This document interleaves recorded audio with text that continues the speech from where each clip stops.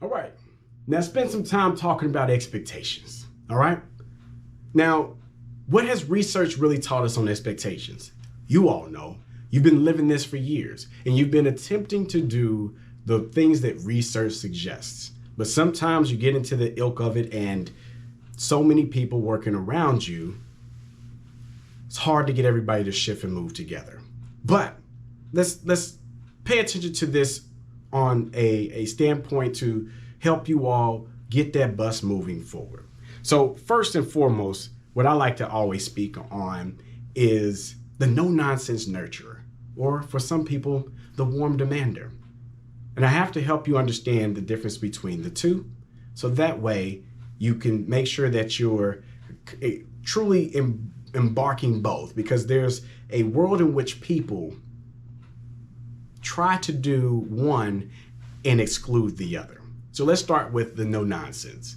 Now, I'm sure all of you can think of that educator in your lifetime that was truly no nonsense. That when you think about the grand scheme of the day and how they plan to prepare for students and everything that you will be involved with, they weren't playing no games. You know exactly who those people are. But there was also something about those individuals that we love and we still remember that made them exceptional. And as you can see, some of the examples we have posted here on the board really speak to what I'm talking about. Now, these quotes that you see above here are truly comments from students. This isn't something I just made up. These are comments from students about teachers who have the buy-in or staff who are so bought into them that leads to their success. So, no nonsense, or in some regards, the demander, if I'm combining both, that no nonsense, being demanding, is the concept of that high expectations we've been talking about. But then we also know that sometimes being a nurturer and being very warm creates an opportunity in which we can kind of lower expectations. But if you can find the blend of both to make sure that kids know that you're not messing around, but at the same token know that you love them, it really allows you to play into both sides very well. Remember we were talking about how to reframe our thinking? Well, part of reframing our thinking and getting to being the no-nonsense nurturer and being the warm demander is making sure that you can see the world through a multitude of paradigms, not just your own. Really being open to seeing what children see and what they inherit in the space around them. So that way you can be more well-rounded in your thinking, and that way you can have a little bit more fairness in how you go about approaching your day-to-day tasks. Let's move forward about this concept, because what does this truly mean for PBIS? All right. Now you have your building expectations, and your matrix is truly the building block for how you will set up behavior expectations. But really ask the question, who is the matrix really there for? Is it more so there for the kids, or is it sometimes there for the adults to remind us? Now we got to be careful is to make sure that is our matrix actually living out and reminding our staff what they need to be thinking of. For those of you that have been living and doing the same matrix for the last 2, 3, 4, 5, 6, 7, 8 years, coming off of the pandemic and an opportunity to kind of hit fresh, this may be the best opportunity to revisit your language, to be revisiting your practices, to ensure that you are giving kids an adequate opportunity to succeed, and that the adults are being held accountable for language to speak as one adult in your respective academic settings.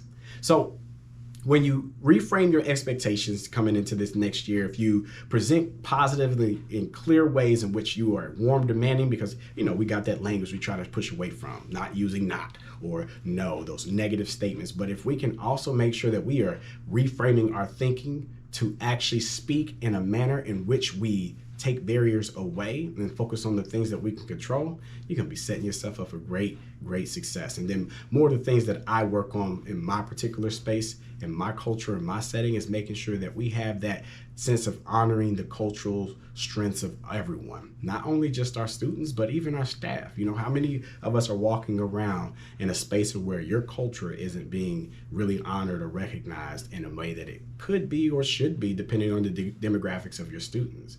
Keep all those things in mind as well as the bullet points noted here. Now, cultural competence piece that I've been talking about. Holding those high expectations for all students, using the students' cultures and experiences to enhance their learning, and provide all students with access to effective instruction and adequate resources for learning. What does that mean in today's society? That means as people working in education, we got to get busy. There are a lot of English language learning students coming into your respective spaces, and there are a lot of kids with a variety of different cultural backgrounds, and then there's some unique settings of people who have cultures that are still being established and forged and molded and reshaped in today's society. So sometimes it's not even about it being exactly what it's been for decades for the earlier generations of a specific culture, but the new wave is bringing a new element of culture that we got to stay hip with and we got to stay included on. Remember what I said about how we spend most of our time digesting information that affirms our beliefs. To truly understand the people we are around, we got to make sure we are digesting a little bit of everything else too, not just the stuff that's affirming our values and our beliefs. Now bring it back. No nonsense nurturer, warm demander. Got to have some balance on your expectations and structure with compassion and love. It's because I care about you that I continue to expect this, or I'm letting you down if I don't teach you everything I can. Or how about this phrase? I know you can do this. And you are just as capable as anyone else. These commentaries and this communication is very important. And notice how I said those things, because it's not necessarily the words that I say. It is truly in communication, your body language and tone of voice.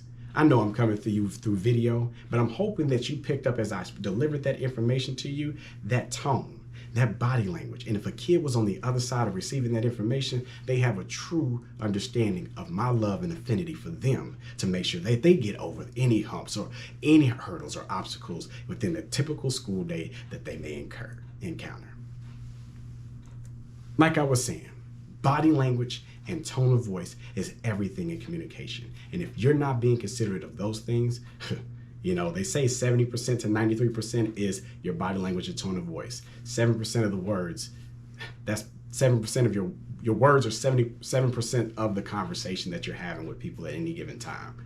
They're more so worried about what kind of energy am I getting from this person? Or how are they making me feel about this conversation right now? That's what people are more in tune to. So think about the next time you're communicating and sharing something of value. Make sure you're considering how you're delivering that information. Is it coming off real rude and aggressive? Because if so, don't be surprised if people are a little bit more resistant to what you're trying to tell them.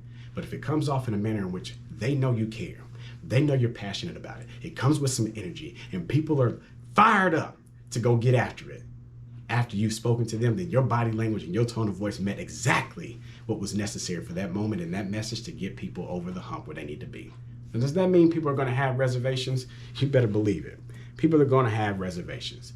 But even in the midst of having reservations, we need to make sure we're communicating to them what a warm demander is and what a no-nonsense nurturer is, okay? Now, what a no-nonsense nurturer is not is yelling at kids thinking this makes you demanding or portraying that no nonsense. That is a common misconception that you got to raise your voice to be no nonsense.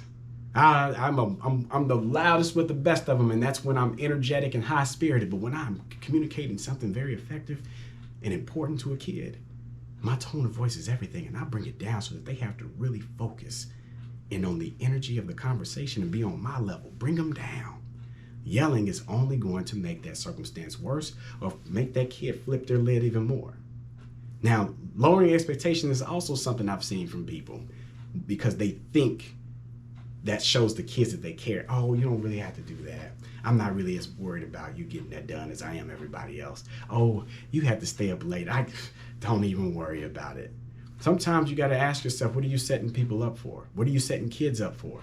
Will they be able to have that same type of person look out for them on a job one day? Will they have somebody out in the community look out for them that way consistently? No, they won't. So accountability has to start somewhere, and the accountability you set for kids during this time period by being a no-nonsense nurturer, by not lowering your expectations, is really going to help them develop the skill set to be successful. We talk about the habits of highly successful people, beginning with the end in mind. Developing all these different character traits or characteristics that help them be successful individuals. You've got to stay on top of that, but more importantly, you've got to live it yourself. And if you're not, You got to take one day at a time to keep weaving those virtues in to your everyday life. And then making it a point to develop friendships.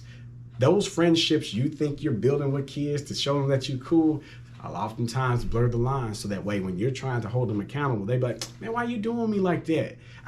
I don't get it. Why you acting fake? Why you acting phony? I've heard it so many times from adults that were trying to build that friendship. Remember, this is a teacher-student relationship, and you must maintain that level of professionalism and expectation with your students at all times if you can't help it, all right? There is such a thing in building a friendship over time with your students as they grow older, but in the moment where you are the teacher and they are the student, they have got to understand the boundaries of that relationship. So let's revisit the continuum that started this off, and understanding that in the emotional guidance scale, we've all had a time in which we can emphasize where we are on this scale. How's your original self-rating from the beginning of the session changed with this information that has been brought to you? Because I'm going to tell you this. When you are learning something new and you're on fire and you're trying to communicate this new information to other people, sometimes there can find yourself in a dark space because people aren't as fired up about it as you. You ever been there? Shared something that you felt was extraordinarily important and a difference, a game changer for what you would be able to create in an educational environment. And it seemed like everybody you kept running to tell this information to was kind of being really dismissive about it. Well, let me tell you something. The change process is unique to everybody. And we all go through our own experiences with change. But when you're changing something in a way in which people have lived their whole life out and established their morality and their values around, letting go of it is just not that easy.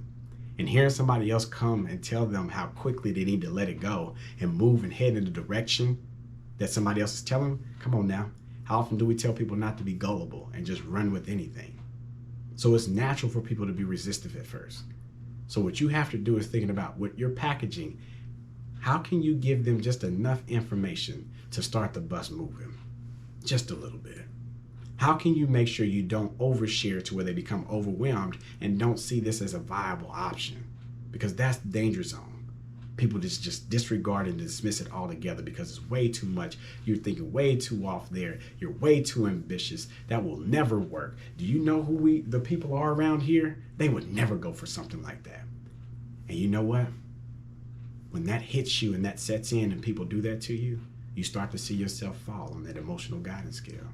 You start to find yourself feeling angry. You start to feel discouraged because people aren't doing this as going along with you. I mean, you could even find yourself having some insecurities or some unworthiness, like maybe you weren't built for this. That is all natural. And that is all human. The only thing I challenge you is don't stay there. Do what you need to do to put a change on that and change yourself in the right direction.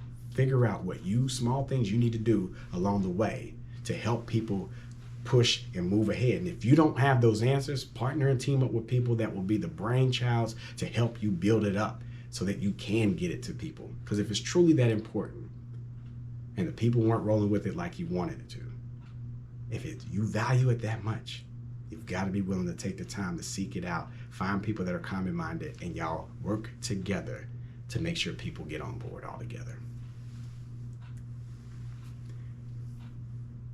With this quote from the National Teacher of the Year, you have to ignore it when a child says, I don't want to, because what they're really saying is, I don't think I can, and I need you to believe in me until I can believe in myself. That resonates with me because I tell kids all the time, I love you, and there's nothing you can do about it. Make sure that's the message you're sending to your people, and anything and everything you have going on in your space, respectively. Make sure you're giving that warm, heartfelt message. Continue on, strive, do amazing things. Contact me for any questions or commentary. I'm so sorry I couldn't be here with you all today. Have a great rest of the sessions and see you all around, possibly.